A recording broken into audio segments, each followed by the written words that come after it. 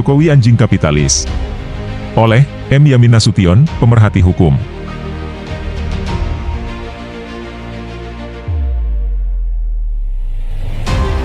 Ibarat seseorang yang menyeburkan diri ke dalam sungai, lalu ia berenang ke hilir sungai nan indah, menikmati udara dan sejuknya air sungai, sesekali melihat sekelompok orang berpesta di bibir sungai.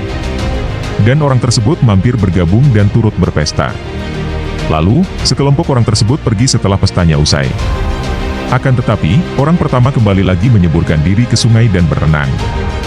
Tak lama kemudian ia melihat sekelompok orang lain yang berbeda tengah menikmati waktunya, berjemur, menari, membakar daging-daging hewan, pesta barbeque. Dan orang ini mampir kembali bergabung menikmati momen dan berpesta. Setelah usai, sekelompok orang tersebut kembali layaknya kelompok pertama. Seseorang yang pertama, kembali ke sungai dan berenang ke hilir sungai. Demikianlah seterusnya yang dilakukan orang tersebut, hingga ia menyadari bahwa ia telah berada di penghujung sungai yaitu air terjun. Orang tersebut panik kala mengetahui dirinya akan jatuh ke dalam lembah sungai. Akibat panik dan ketakutan yang begitu besar, maka seseorang tersebut menangkap apapun yang dianggap kiranya dapat bergantung, menahan dan menyelamatkan dirinya dari kejatuhan. Hingga terkadang ia harus menangkap sesuatu, yang pada akhirnya melukai dirinya sendiri. Dan tahukan kita bahwa yang menyebabkan orang tersebut mendapat pengalaman demikian adalah karena ia pada dasarnya tak memiliki tujuan atau setidaknya lupa tujuan kenapa ia masuk ke dalam sungai. Demikianlah gambaran kehidupan yang dialami PDIP, partai yang diperjuangkan dengan pengorbanan pikiran, keringat, air mata, bahkan darah. Harus menyadari bahwa mereka akan jatuh ke dalam lembah air terjun politik yang diberikan oleh Jokowi. Kader yang dianggap sederhana, merakyat, merayu, namun pada akhirnya menipu, bahkan memberikan racun pada PDIP, toxic leader. Tak sedikit kader yang lupa akan tujuan awal perjuangan yaitu wong cilik. Mereka menikmati sejuknya udara kekuasaan, mereka berpesta, menari, berdansa dengan Jokowi yang memiliki tujuan pribadi. PDIP telah banyak berkorban mati-matian membela kader lugu ini. Bahkan pembelaan yang berlebihan. Selain itu, tak sedikit pula kader PDIP yang menyadari peran intelijen gelap Jokowi yang mengadu domba antara partai ini dengan rakyat. Sebuah penelitian yang dikeluarkan Gabungan Intelijen Angkatan Laut AS dan SRND, RAND, yang mengatakan bahwa pasca reformasi, Indonesia akan kembali ke era kediktatoran setelah perlahan-lahan bangkit dari keterpurukan ekonomi dan demokrasi. Adapun dua dari indikatornya adalah bahwa partai sipil terlalu memberikan karpet merah pada pensiunan militer. Sehingga mereka memainkan peran intelijennya di dalam tubuh partai. Orang-orang yang dahulu dekat dengan kekuasaan Orde Baru, diberikan wewenang berlebihan pula. Sehingga mereka melampiaskan kembali pengalaman di era Orde Barunya, Angel Rabasa dan John Hesman, Military and Democracy in Indonesia, 2002.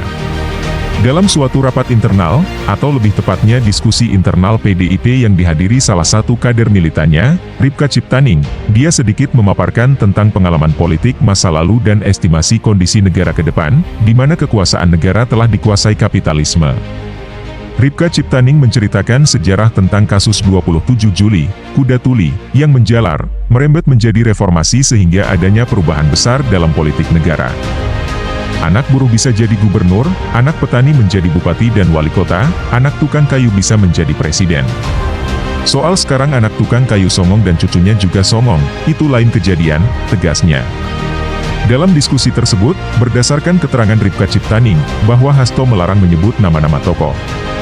Hal ini demi menghindari delik pidana, mengingat telah banyak orang yang dipenjarakan karena tuduhan ujaran kebencian. Ripka Ciptaning juga menyampaikan pesan Ibu Megawati pada saat era Orde Baru, agar jangan sebut nama. Jalur hukum mencontohkan gaya Megawati, sekarang juga begitu. Jangan sebut nama. Masa sudah gregetan. Soal nanti ada yang ketelepasan, Jokowi anjing kapitalis, jangan salahkan kita. Namanya juga masa, selalu ada yang nakal-nakal dikit, biasa saja itu, ujar Ripka Ciptaning. Pada dasarnya, Ripka Ciptaning sedang menceritakan pengalaman pergerakan melawan kekuasaan, yang terkadang masa melakukan sesuatu yang dianggap sedikit nakal. Dan ajakan untuk bersatu melawan kekuasaan yang buruk yang berpihak pada kapitalis, layaknya perlawanan zaman Orde Baru. Seperti tulisan kami sebelumnya yang berjudul HGU 100 Tahun Jokowi Melebihi Penjajah Belanda.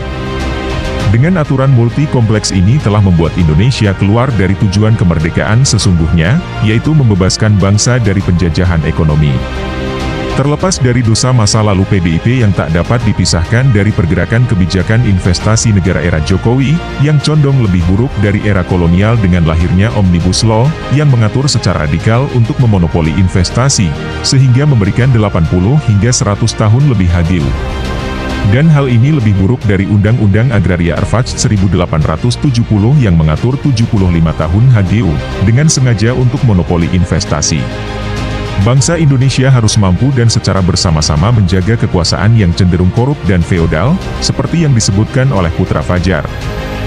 Bahwa bangsa Indonesia memiliki penyakit Niederwarheits kompleks.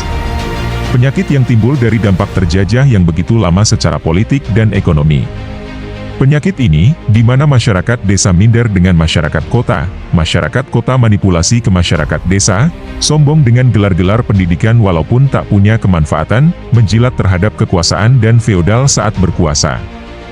Anjing kapitalis diharapkan tidak ditarik dan diarahkan sebagai delik pidana terhadap Ripka Ciptaning. Ini adalah kritik moral, agar kekuasaan terus berada sesuai tujuan kemerdekaan, yaitu mandiri secara politik dan mandiri secara ekonomi.